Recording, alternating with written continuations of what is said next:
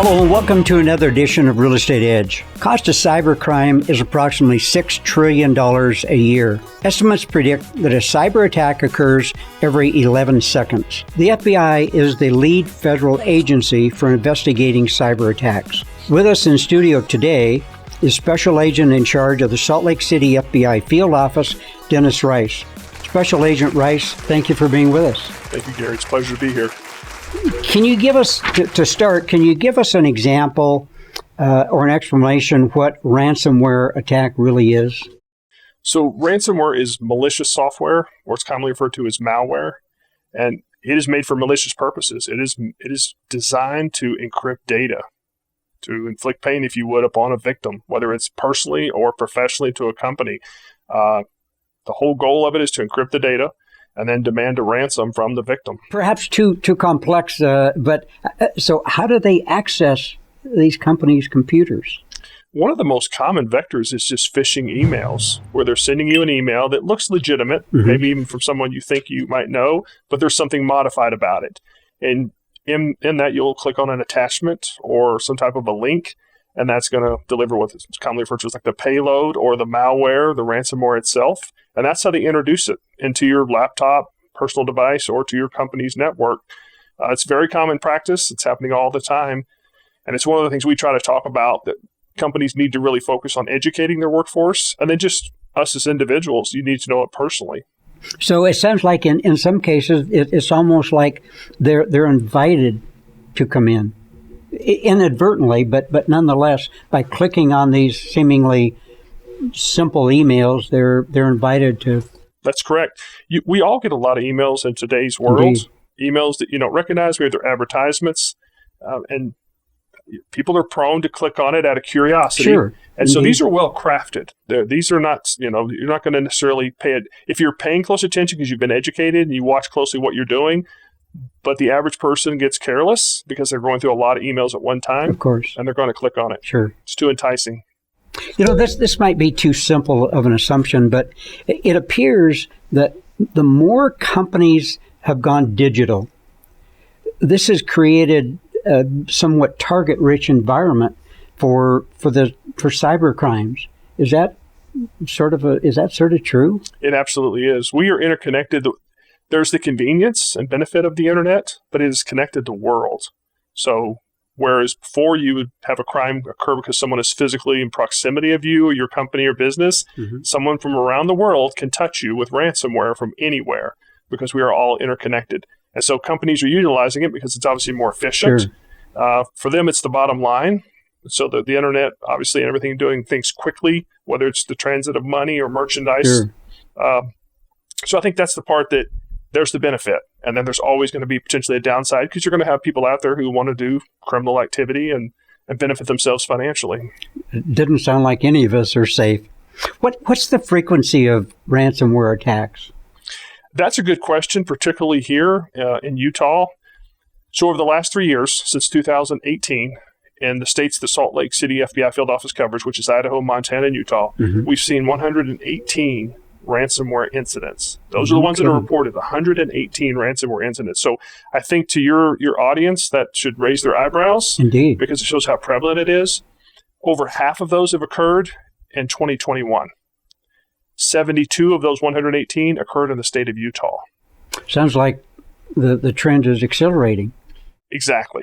So if we have over 118 occurring just within 1 year, then I think people really need to pay close attention to that. Now, here's where the bad news is. We've had victim companies within this area. Two different payments. One was over $14 million and one was around $19 million. So this is not small. This is not small ball anymore. This is big. These attackers, when they get into your network, they're going to do what's called reconnaissance. They're going to move around. They're going to see what you've got on your network. Some people keep a cyber insurance policy on there. That's not a good idea because if I'm doing reconnaissance on your network and I find that, now I know what you're willing to pay through your cyber insurance. So you can't negotiate with me very well. Yeah.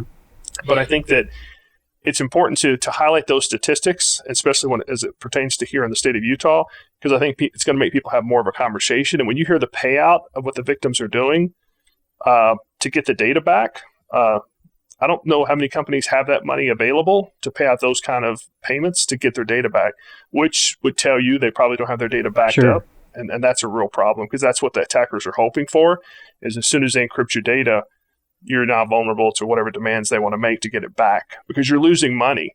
And when we talk about those, that's not counting the actual cost for incident response. That's just the payment. So companies will lose millions of dollars if they're down for a few days, which forces them to want to pay. Indeed, to get back online. Well, you mentioned something that caught my attention, and that is, use the word for those that you know about or that report it. Yes. So can you estimate what % go unreported? Obviously, if it's not reported, you exactly. probably don't know. Correct. I have nothing to draw from, but I think we all would agree that it's embarrassing to have to admit that, okay, we fall victim to this. I'm actually surprised that we know about 118 of them.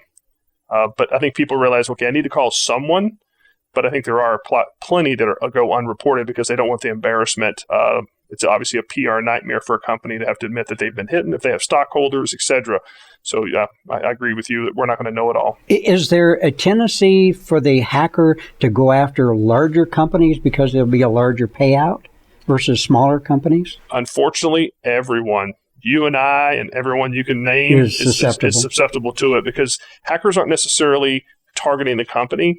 What they're looking for is vulnerabilities. So if you're not maintaining what they call cyber hygiene, you're going to be more susceptible to be a victim to this. Whether you're a small company, maybe it's just you by yourself, or it's a major corporation, a Fortune 500 company.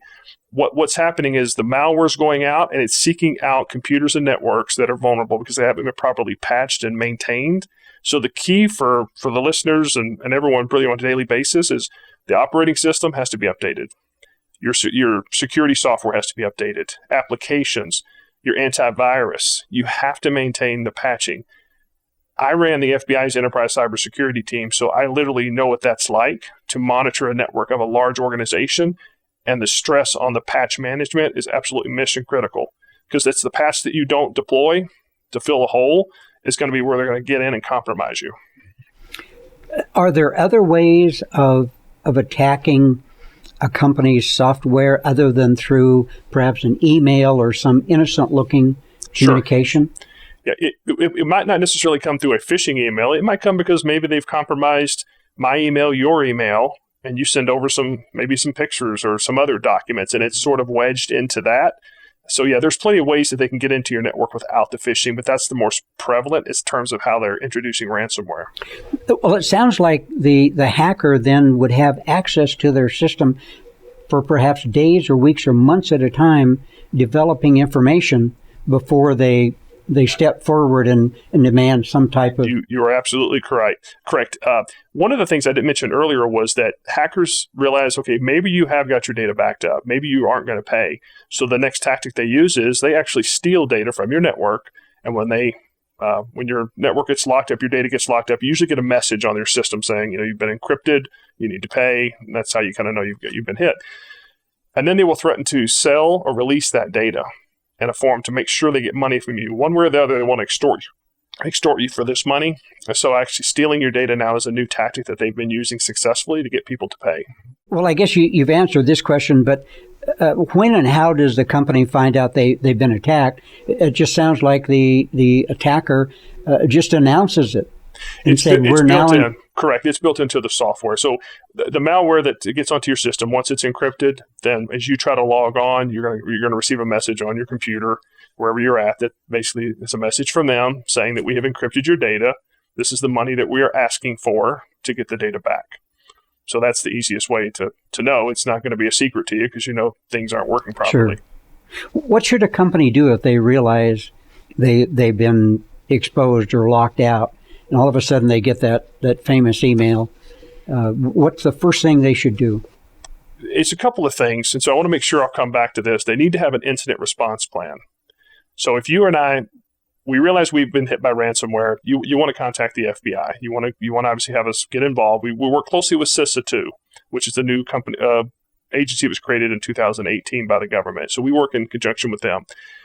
And then if you're able to, because you're not going to do it through the computer that's encrypted, but maybe through your phone, The IC3, which is the Internet Crime Complaint Center the FBI runs, that's where you'd want to file a complaint because obviously everything is housed there. So situationally, you want to make sure that's getting reported there because that's obviously getting pushed up to high levels.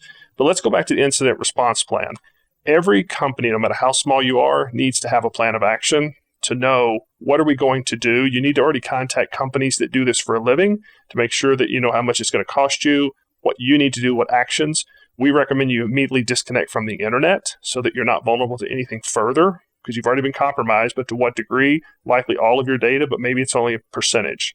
But that response plan, and when I went through the CISO course at Carnegie Mellon, this is where it was really stressed a lot. That is where you want to put your effort. You want to do tabletop exercises. You want to talk about what are we going to do? How are we going to react to this? You may need to have decision makers. Like I mentioned the job that I had before.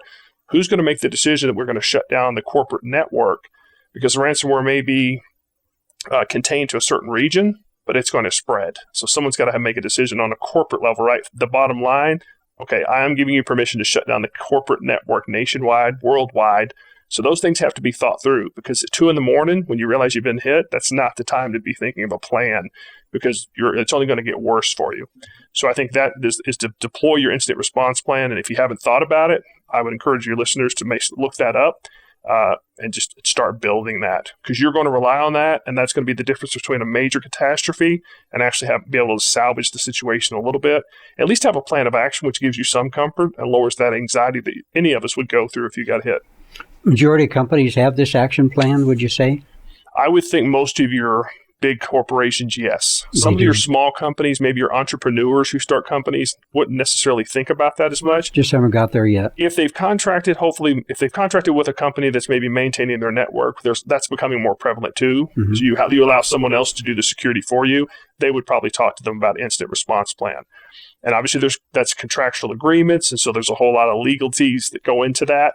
But I cannot stress that enough is the absolute key that most people aren't thinking of. I think they think they're going to pick up the phone. You're going to call the FBI and we're going to engage. But if you don't have an instant response plan, the time is ticking against you. Sure. Well, without getting maybe too detailed or giving away confidential information, this information is filed. You make a call to the FBI. Then can you give us an idea of what you do then? What's your next step? We're actually going to come in and we're going to collect the data. We're going to be sharing that information with our own agency as well as those that need to have the information. So I think a lot of it is protecting it. So what they call indicators of compromise. What do we know about it? So the FBI is designed from a cyber standpoint that we have different offices who are specializing in certain cyber actors, certain ransomware. So they're dedicated to that because we have 56 field offices here in the country. And it's important that we have specialties. And so we will engage with that specific FBI field office who is responsible for those actors or that ransomware to work on, okay, what do we know about it? Where are we at with it? Have we had success with decrypting this? What do we know about actors? And so I think the internal sharing and then also just working with our partners is really key, whether it's here or abroad. So that's the strength of the Bureau. We have 90 legal attaché offices around the world. And I think that is probably one of our proudest strengths that we have is we have these international partnerships that we've created. We've invested in those. So when we have these actors, no matter where they're at in the world, we already have a relationship with our foreign partners to be able to engage quickly, investigatively, and get action. And hopefully, we've got a treaty in place. We could extradite them, but that rarely happens, it seems like, in a lot of these ransomware actor situations. Well, you mentioned that you look at the systems, you evaluate it. You actually show up on the company site, or can you do this all remotely? It's both. We actually have the capability to assist. We have cyber investigators who have very enhanced skills, and then we have kind of a specialty team called the CAT team, Cyber Action Team. So they can do a lot of remote work, but we want people to actually go on site, right? Because as a victim, it's nice to see someone on site. It gives you some comfort, but there's a lot to be collected from that on-site visit. We want to identify the malware, obviously have attribution as far as who is doing this. So to answer your question, it's both. We're going to have people on site. We're going to do conference calls. This last holiday weekend that we just had, we actually had a ransomware incident. Really? So we were, I reached out to the head of the agency, spoke to them, and then we had people actually engage, and then we had conference calls and trying to work them through it. And unfortunately, this was the second time that they had been through this. Really? Yeah. So that is one thing that you and I will probably likely talk about. Does the FBI want to recommend paying? No, we don't. And I think this is a good situation of you can be victim to it and you can pay the ransom to get your data back, but there's no guarantees that they won't come back. And this was a good situation. And my heart really went out to this this group because who would want to go through this twice, Sure. especially after you've already paid?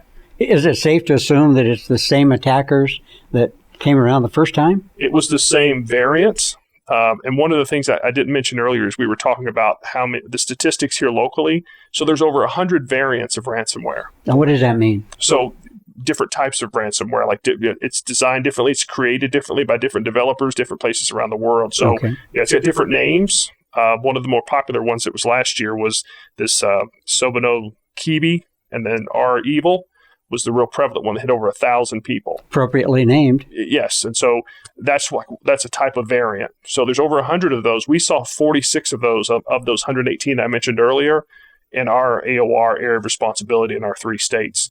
So it seems like there's a new variant coming out every day. They're creating some type of new. So to your question, the victim who was hit twice, it was the same type variant, but it was an enhanced type. So where they had plugged their holes and secured their system, this variant was sometime able to get over top of that and get through and penetrate. Normally, what does the attacker want? Is it purely financial reward? It is. They're driven by the financial benefit of this crime.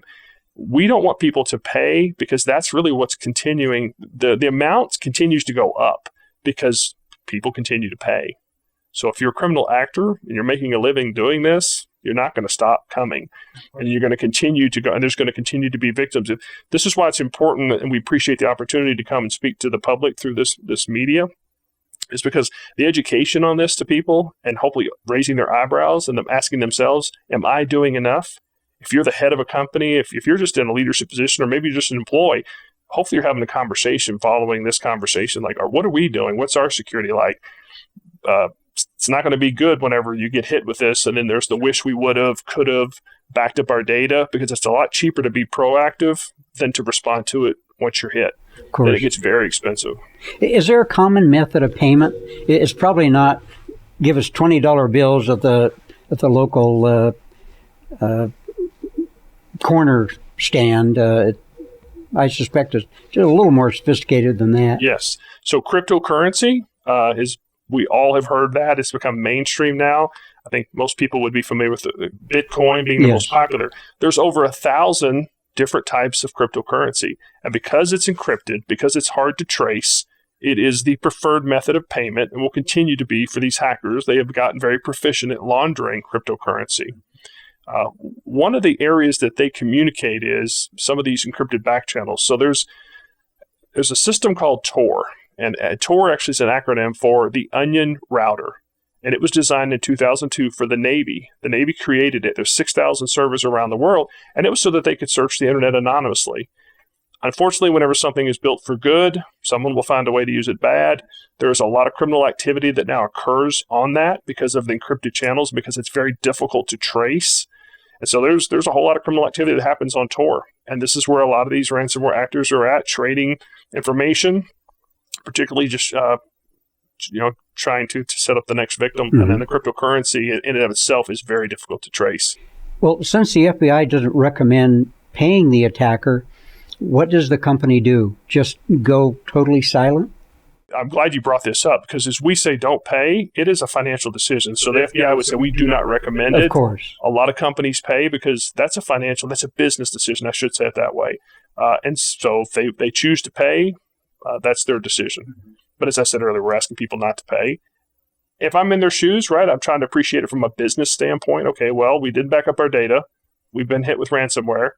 We can't move forward. So now what? Our response would be, well, you can also just wipe the system and start fresh. And I also want to make sure that we talk about that. Let's say you get hit with ransomware. You pay the ransom. You get the decryption key, right? You now have your data back. The hacker's giving you back. You pay the cryptocurrency to them. Because your data is encrypted, that could corrupt the data. And sometimes the hackers are too smart. They will put other malware So you may have a decryption key, right? The key that's going to unlock the data. But they've installed malware in that itself. So now you've reinfected your system. And that malware can lay on your network, but what it can also do is corrupt your data. So what we recommend to people is wipe your system totally. Hopefully you have backed up your data. If you have backed it up, it needs to be kept offline. You don't want to have backed up data on the same network. That does you no good. But you want to back up from what was actually hopefully a good data set to back up the system. And you don't want to operate just because you've unlocked your data from that moment on. You really need to have someone come in and cleanse it and make sure there's not malware sitting on it so that the hacker thing can reinfect you and you're right back where you were. It sounds like the company has to have some level of trust with the hacker. If they pay, then they have to hope that the hacker will give them the encryption key. That's exactly right. And that's why we say we don't recommend you pay. You're dealing with an individual that's doing criminal activity, and yet you're placing your trust in them, and that's unfortunate. Because if you look at their intent was to put you in a corner and take money not exactly from you. Trustworthy partners. Correct. And not somebody that's trustworthy may not even be from here. So it is a big risk, especially we talked earlier about paying $14 million, $19 million, and you're going to trust that you're going to get that back. Yeah. Well, your comment raises another question. Where are the attackers from? Different countries? Are they criminal groups? Are they other governments? All of the above. Yes, to the above. Yes. So we have seen there's the majority of these are from other countries. They're outside the U.S. borders. So this is where our legal access is that the majority, would you say? Yes. Most of these are coming from outside the country. For those inside the country, that's obviously not going to fare well because we've got laws and obviously we can go after them a lot more quickly. But some of these are nation state actors, and that essentially says they are working on behalf of their government. So that's what we've kind of identified through a lot of these investigations. And unfortunately, we've had far too much experience with this. And so we've kind of centered to certain countries, where a lot of this activity is coming from because it's very lucrative. It's very profitable. It sounds like it. It seems that if a hacker is so sophisticated that they can break into just about any company's software, that would suggest that we're seriously vulnerable to our electrical grids, the financial institutions, regardless of the size. Is that a fair assumption? Yeah, and I'm really glad you brought that up. I think that's probably the most critical to this conversation is the ability of someone from outside this country to affect our electrical grid, our financial institutions. We as the U.S. government are very, very worried about our local city, county, state governments, our tribal partners. When you start talking about shutting down infrastructure or grids or financials, the impact that's going to have obviously to the economy, but what that's going to do to a community can be very devastating. So yes, we are very concerned about that. And that's why the education piece is so important. Sure. It comes back over and over to, are you backing up your data? Well, we can't afford to back up our data. Can you afford to be a victim of ransomware? Yes. So I think when you have that conversation, especially if it's over a tabletop exercise, you would come to a conclusion like we're going to have to make this investment. Can you give us an idea what the FBI's success rate is in catching and prosecuting the attackers? We continue to get better at this all the time, unfortunately. One topic that we're not talking about today is business email compromises, where people are actually delivering false emails to where they can extract people's financial data. Now, I say that because we started to get better at that, and then ransomware, there was a huge uptick. Mm-hmm. We have actually been somewhat successful. There was the Colonial Pipeline situation. Yes. We were able to recover some of that ransom, which is good. That doesn't happen every time, but this goes back to the whole cryptocurrency, where this information is being stored, where it's sent around the country. Maybe it goes to a certain location and stops, and so we're able to get in front of it. So I mentioned earlier about the REvil ransomware. Mm-hmm. So we were able to recover $6 million there, but it comes back to partnerships. This is not the FBI alone. I want to stress that. Without partnerships, this doesn't get done. So partners within here in the U.S. government, but also with our foreign partners. I've had a lot of interaction with our Five Eye partners around the country, and the Five Eyes are the English-speaking countries of Canada, the U.S., Australia, New Zealand, and the U.K. We have very close partnerships with them. So any investigations that go into those countries, we are going to have a whole lot of leverage there, but it is through the partnerships that we get our jobs done, and I want to stress that because any success that we have is not alone. And the CISA partnership that we have is key to success too, because they'll come in and do risk assessments. And so I would encourage people to consider them as a vector too to reach out to. as they prepare their incident response plan, as they look at assessing their own network, that is a good resource as well. So we definitely partner with them. We have teamed up with CISA, and I'm really proud of that. If the attackers are from another country, you have attaché offices, you said, in these countries. Can you give us an idea, what are perhaps some of the most difficult countries that maybe the majority of attacks come from? Is there any one particular country that I think anytime we talk about nation-state actors, we're always talking about China, Russia, Iran, North Korea. There's a lot of cyber activity coming out of there, so I would certainly be comfortable naming those four of countries that we certainly look at as being adversarial to us. If we were to identify any cyber actors in those countries, the likelihood of us ever extraditing them is slim to none. So we will still go through the prosecution. We'll still indict them. We'll still put their pictures out there. In the event that they ever travel, we get an opportunity to go hands-on and extradite them, then we're going to do that. So we do our due diligence, but I think if we're looking to name countries, those would be the four that I would at least highlight. And they're not only those four, but certainly there's a lot of activity there. It sounds like they're very sophisticated, regardless of the level of the economy that they come from. Absolutely. No question about it. If the attackers operate in the United States, what are some of the penalties if caught and prosecuted? So we have specific federal statutes for unauthorized access, and it varies, right? It depends on every situation is unique, so we have to have a tailored response. So in addition to actually being prosecuted and serving jail time, there's going to be restitution, which you'll actually see a lot of times as far as what did the victim suffer? We talked earlier about they paid out a ransom, but then they've also suffered financially from just the response itself. So as much as we can, they try to impose that. And if there's any proceeds that maybe we've been able to interrupt, or as I mentioned earlier, we were able to get $6 million back, those could actually go towards some type of restitution towards the victims. Are these generally state, or are they federal laws, or both? These are federal. Yeah, federal. We're talking about federal statutes, and obviously they're going to impose a lot more severe penalty for the subject. Sure. Well, we only have time for a couple more questions. Can you give us an idea how many companies have been attacked last year, just as an example? I think throughout the country. There have been, I want to say, over 1,000, maybe 2. Really? That statistic, yeah, because I mentioned just in our area of 3 states over the past 3 years, and so yeah, there's been a whole lot of companies here, 1,000 or more, that have been impacted by this. And going back to what you and I said earlier, of the ones we know about. Yeah, and of that 1,000 plus, a very small number of them are ever apprehended and prosecuted, it sounds like. Correct, yeah. Currently. Currently. I think that's a good point. But even if we identify them, if they're in a country that's not going to allow us to extradite, it's going to be very difficult. I, as a cyber agent years ago, had a case that wasn't ransomware. We did everything we could. We took the evidence we had to that country. That individual got community service, and the company suffered millions of dollars in losses.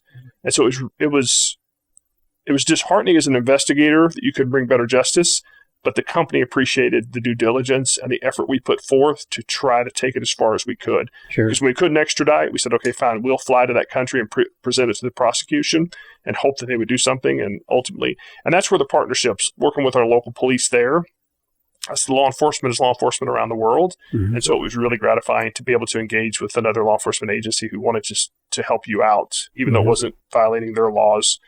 I want to highlight that because that particular case is where we talk about remote access. So they had employees with IT staff that had deployed a PC Anywhere remote capability into that corporate network. And so those types of things I'd highlight to your listeners for things to think about. Like, what type of remote capabilities have we installed to make life more convenient, especially through COVID, that maybe has made us more vulnerable to or susceptible to actors? That's where these exercises that you need to kind of go through on a periodic basis to see where you're at.